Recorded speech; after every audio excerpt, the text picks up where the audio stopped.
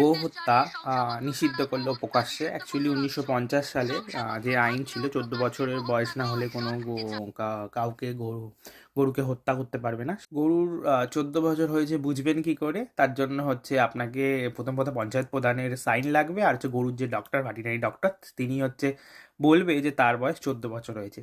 এছাড়া যদি গরুর বার্থ সার্টিফিকেট থাকে তাহলে গরুর বার্থ সার্টিফিকেট দেখেও বোঝা যেতে পারে। জানি না এটা হয়তো ইন ফিউচার কার্যকর করবে।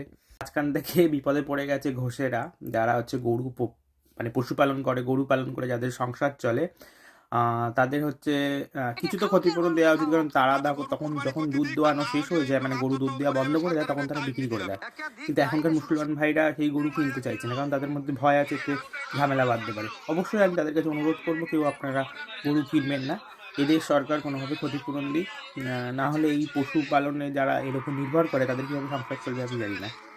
সো মুসলমান ভাইরা খুবই এটা ঠিক কাজ করছে। আমি বলবো এই ভুলটা করবেন না, কোনোভাবে গরু কিনবেন না, আর যত সম্ভব গোহত্যা বন্ধ করে কম করে দিন।